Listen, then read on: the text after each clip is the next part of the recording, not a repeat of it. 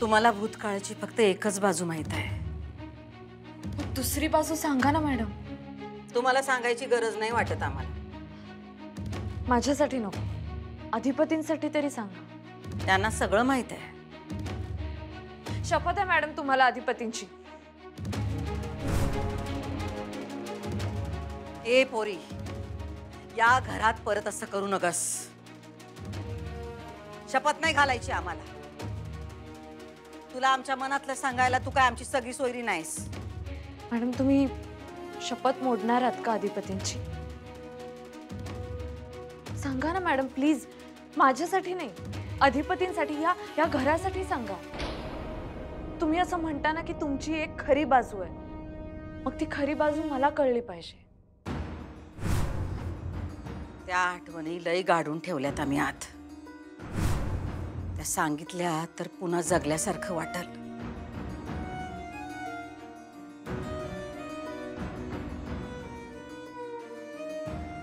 आमचा भूतकाळ काही सुखाचा नव्हता।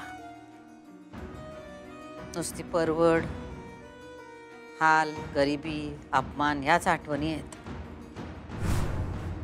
त्यात शिक्षण सोडलं, आई बरोबर 2 घरची कामं करायचो। त्यानंतर अधिपती भेटले, तुम्हाला तर पुढचं माहीतच आहे। हो, त्यांनी तुमचे पाय धरले, पायाला मिठी मारली आणि मग बाबांनी तुम्हाला घरी यायला सांगितलं। आणि इथून पुढे 2 बाजू आहेत गोष्टीच्या। तेच मॅडम, मला दुसरी बाजू ऐकून घ्यायची। काय करणार जाणून? पुढे कधीतरी त्या गोष्टींचा आमच्या विरुद्ध वापर करायचा। हां? नाही नाही नाही मॅडम, मी असं कधीच केलं नाही आणि मला असं करायचंही नाहीये। मी पण एक स्त्री आहे आणि एक स्त्री म्हणून मला हे सगळं समजून घ्यायचंय। नाहीतर एक स्त्री म्हणून मी दुसऱ्या स्त्रीशी चुकीचं वागले ही खंत राहील माझ्या मनात। एक सांगा सुनबाई, तुम्ही अशा रस्त्याने चाललायसा आणि एक लेकरू येऊन तुमच्या पायाला मिठी मारतो, तुम्हासनी आई आई म्हणतो, तुमचं काळीज हलणार नाही काय? तुम्हाला काहीच वाटणार नाही काय त्या मुलाबद्दल? वाटेल मॅडम, माया वाटेल। आम्हासनी पण तीच वाटली, कारण एवढ्याशा अधिपतीने जेव्हा येऊन आमच्या पायाला मिठी मारली तेव्हा मला कळलं की लेकराची आई नाही, आम्हाला लेकराची दया आली। देवाने एवढ्याशा लेकराला एवढी मोठी शिक्षा का म्हणून द्यावी कळत नव्हतं। एवढंसं ते लेकरू आई आई म्हणून रडत होतं, आम्हाला घरी चल म्हणत होतं। आम्ही त्यासनी सांगायला पाहिजे होतं की बाबा रे, आम्ही तुझी खरी आई नाही, पण आमच्याच्याने ते झालं नाही। एवढ्याशा लेकराच्या डोळ्यातलं पाणी बघून जिडकारावं वाटलं नाही, उलट मायेनं त्याच्या डोसक्यावरून हात फिरवला। आम्ही डोळं भरून आले। आई,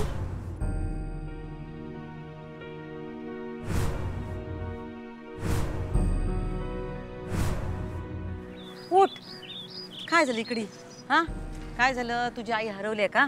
हा आई, ए सोन्या, मी तुझी आई नाही, माझं नाव भुवनेश्वरी। कुणाचं लेकरू आहेस तू? हा, मला कशा पाय मिठी मारलीस तू? तूच आई आहेस माझी। आम्हाला सोडून तू का गेलेली देवा घरी? आता मला पण यायचंय। अरे बाळा, माफ करा अधिपती, चल बाळा। बाबा, आता आईला कुठे जाऊ द्यायचं नाही। आईला आपण आपल्या घरी घेऊन जाऊ। तवा हे लेकरू बड्या घरचं आहे हे काय आम्हाला माहित नव्हतं। अधिपतींच्या त्या मिठीत आमच्यातल्या बाईची आई झाली। एका क्षणात पोरानं आई केलं आम्हासनी। असं वाटलं की या लेकराला आम्ही जन्माला नाही घातलं, पण तरी हे आपलंच लेकरू आहे, कुठंतरी हरवलेलं। आम्ही बी प्रेमानं त्याला जवळ घेतलं। त्याला कधीच अंतर द्यायचं नाही हे त्या एका क्षणात ठरलं होतं। म्हणतात की जन्माच्या गाठी वर बांधल्या जातात, तशीच ही गाठ होती जी सोडवता नाही आली आम्हासनी। तुम्हाला तुमच्या शाळेतल्या लेकरांविषयी आईसारखी माया वाटते का नाही? वाटते ना मॅडम, अगदी अगदी प्रत्येक मुलाबद्दल वाटते. असं वाटतं की त्यांचं सगळं छान व्हावं, त्यांनी छान शिक्षण घ्यावं, त्यांचं कल्याण व्हावं. मी समजू शकते तुमच्या भावना. त्यांना शिक्षण नाही पण आई मिळावी असं आम्हासनी वाटलं, म्हणून आम्ही त्यांची आई झालो. हो, ते माहितीये मला. एक दिवस मोठ्या मालकांनी आम्हाला घरी बोलवून घेतलं. समधी स्टोरी सांगितली, त्यांच्या अटी सगळ्या सांगितल्या.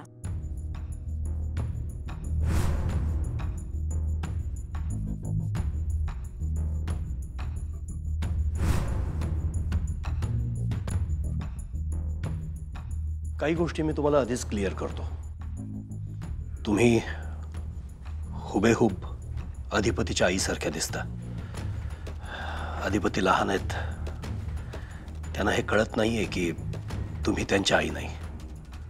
कधीतरी त्याला या गोष्टीचा कदाचित विसर पडेल. तोपर्यंत तुम्ही इथे राहा आणि वाटल्यास तुम्हाला तुमच्या घरातल्या कोणाला बोलवायचं असेल, म्हणजे तुमच्या आई किंवा कोणी, तर सोबतीला बोलवून घे इथं. काय? हा. आणि जोपर्यंत तुम्ही इथे राहतात तोपर्यंत तुमची सगळी व्यवस्था आम्ही करू. तुमचं काम एकच, अधिपतीची आई आता या जगात नाहीये हे त्याला हळूहळू कन्व्हिन्स करायचं. काय? त्याला पटवून द्यायचं की त्याची आई आता या जगात नाहीये. आम्ही पण त्या सगळ्या अटी मान्य केल्या, कारण त्या वेळेला त्या पोराला आईची गरज होती. मोठ्या मालकाने सांगितलं, काय पण करा पण त्याला त्याच्या आईचा इसर पडायला हवा. आम्ही लय प्रयत्न केला, माया केली, जीव लावला. तवा अधिपती हळूहळू रमू लागले, खेळू लागले, आम्हालाच आई म्हणू लागले. खरं तर ना आम्ही अधिपतींकडे त्यांच्या आईचं स्थान मागितलं होतं, ना मोठ्या मालकानं म्हणलं होतं की आम्हाला या घरात आणा, ना त्यांचे पाय धरले होते. आम्ही यातलं काय बी केलं नव्हतं. त्यांची गरज होती म्हणून मोठे मालक आम्हाला इथं घेऊन आले, त्यांच्या मुलासाठी, त्यांच्या घरासाठी. पण जेव्हापासून आम्ही या घरात आलो का नाही, आम्ही अधिपतींवर खरं प्रेम केलं. आई म्हणून त्यांना माया दिली, त्यांची काळजी घेतली. आजही आम्ही अधिपतींची तेवढीच काळजी घेतो. आजही आमचं त्यांच्यावर तेवढंच प्रेम आहे. आणि आम्ही फक्त अधिपतींवर नाही, तर या घरावर आणि अधिपतींच्या बापावर पण प्रेम केलं.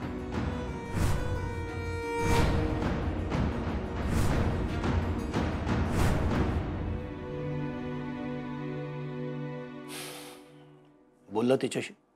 मग काय म्हणाली? ती काय म्हणली ते सोडून द्या. राहून राहून मला एक प्रश्न सतावतोय. कुठला प्रश्न? भुवीनं तुमचं इतकं काय वाईट केलं होतं, तुम्ही तिच्याशी असं वागतायसा?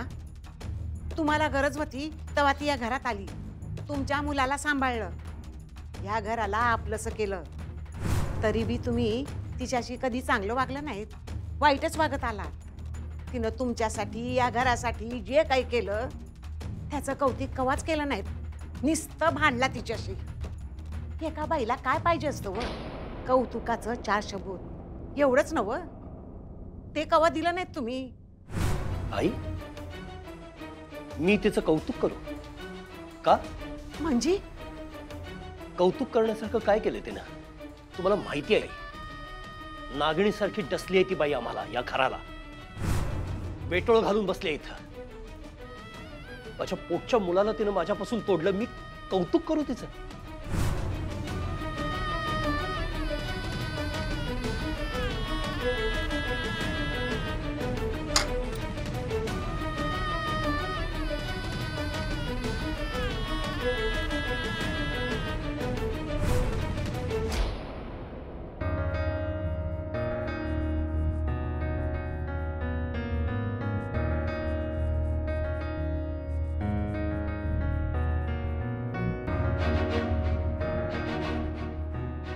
आम्ही अधिपतींना, या घराला सांभाळू लागलो, घरचा सगळा कारभार बघू लागलो. मोठ्या मालकांचा काय भी आक्षेप नव्हता, त्यांच्या डोसक्यावरचं वजन कमी होत होतं.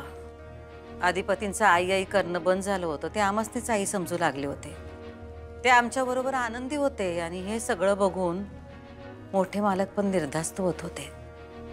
पण बायको गेल्याचं दुःख काही त्यांना सुखानं झोपू देईना.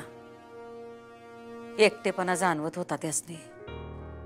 आम्ही जेव्हापासून या घरात आलो तेव्हापासून आम्ही या घराला आपलं मानलं आणि दिवसेंदिवस आमच्या या घराकडून, इथल्या माणसांकडून आणि मोठ्या मालकांकडून अपेक्षा वाढू लागल्या.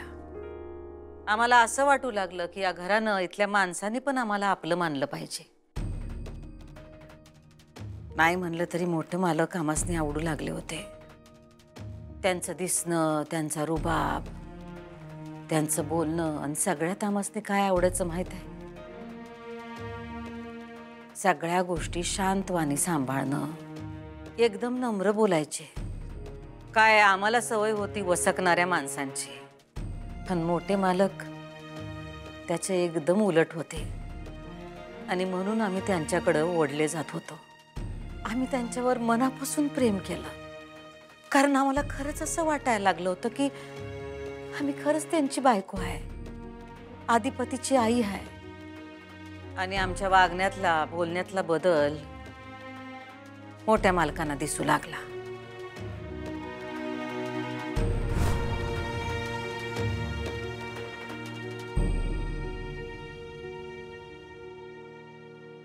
झोप लागली?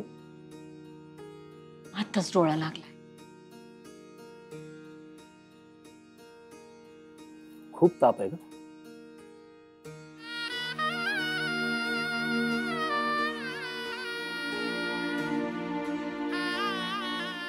सॉरी.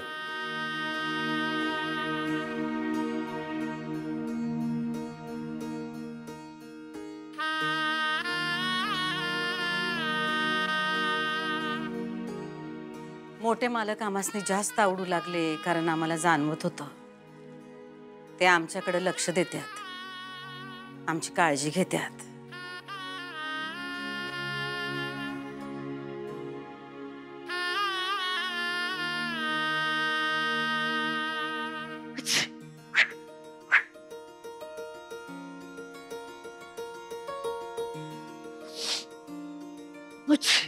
भिजलं का?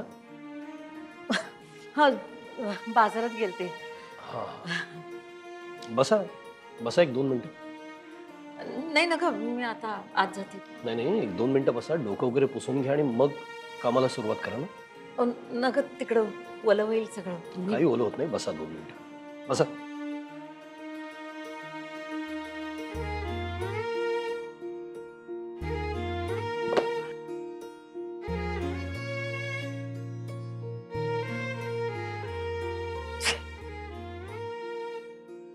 हे घ्या, यानं पुसून घ्या.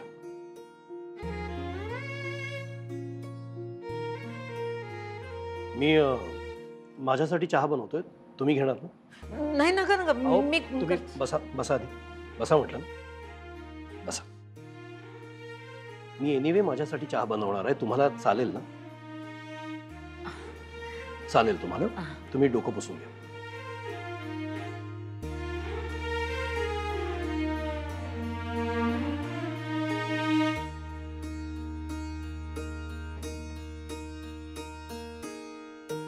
आपली कोणीतरी काळजी घेत आहे, चौकशी करत आहे, हे आवडायला लागलं आम्हाला.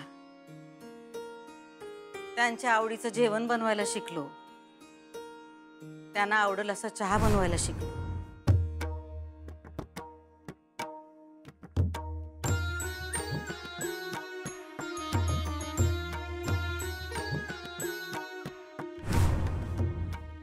हळूहळू आमच्या गप्पा वाढायला लागल्या. आम्ही तर नव्यानं प्रेमातच पडलो त्यांच्या. पण त्या दिवशी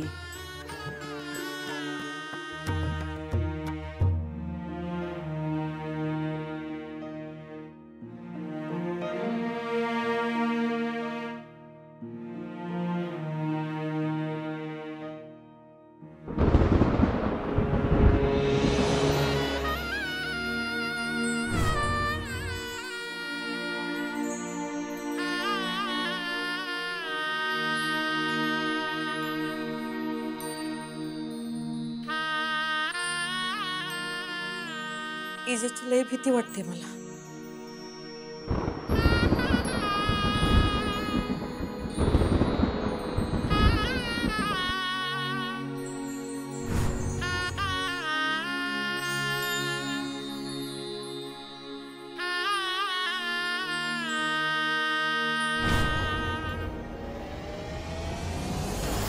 त्या दिवशी आम्ही मनानं शरीरानं जवळ आलो.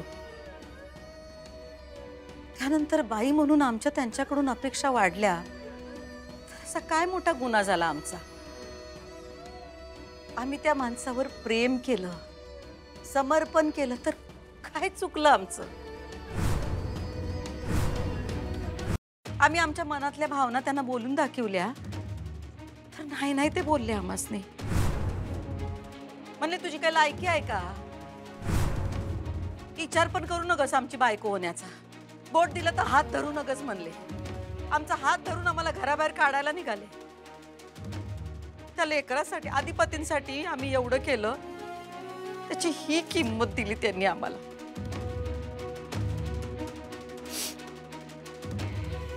मग तेव्हापासून आम्ही पण ठरवलं, बघा आम्हाला प्रेम, बघतो आम्हाला या घरातून कोण बाहेर काढतं ते. ना आम्ही हे घर सोडणार, ना आमच्या अधिपतींना.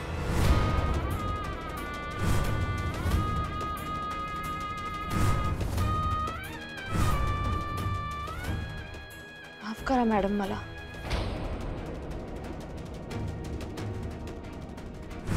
तुम्ही कशापायी माफी मागताय? असं चुकलं मॅडम. तुमची बाजू न ऐकताच केवढं बोलले तुम्हाला. असं चुकलं. पण आता एक स्त्री म्हणून मी तुमच्या भावना समजू शकते. नाही समजू शकत, आणि समजून घेण्याचा प्रयत्न बी करू नका. कारण आता आपल्यामध्ये कुठलंच नातं होऊ शकत नाही. आता आपल्यामध्ये फक्त चॅलेंज. तुम्ही आम्हाला घराबाहेर काढता का आम्ही तुम्हाला घराबाहेर काढतो. तुम्हाला आपल्यामध्ये संघर्ष उभा करायचा असेल तर तो आम्हाला मान्य आहे. आता बघूयाच आपण नुसतं डोसकं जिंकणार की शिक्षणाने डोसकं जिंकणार. तुमचं चॅलेंज आम्ही स्वीकारलंय.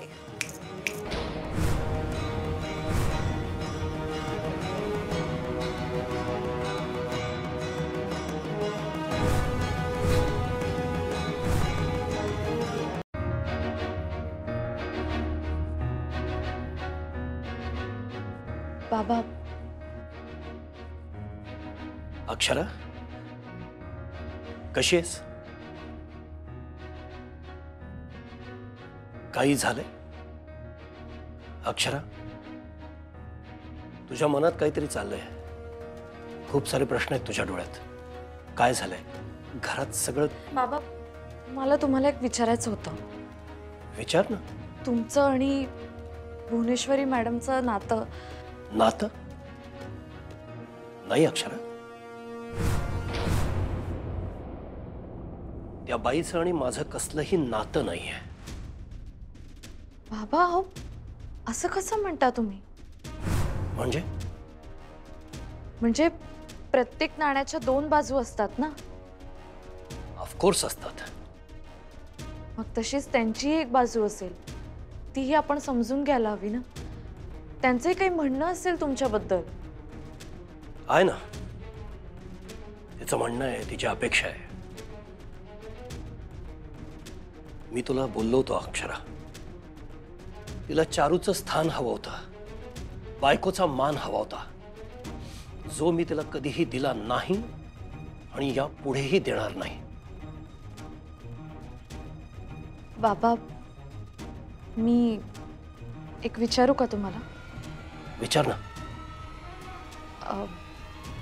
तुमच्यात जवळीक निर्माण झाली होती का?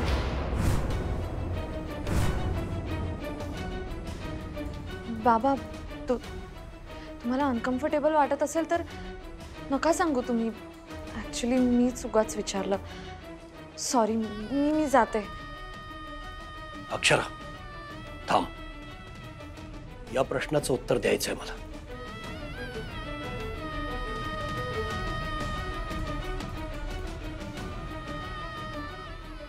मी हे तुला आधी सांगायला हवं होतं. खरंय, आमच्यात तशी जवळीक निर्माण झाली होती.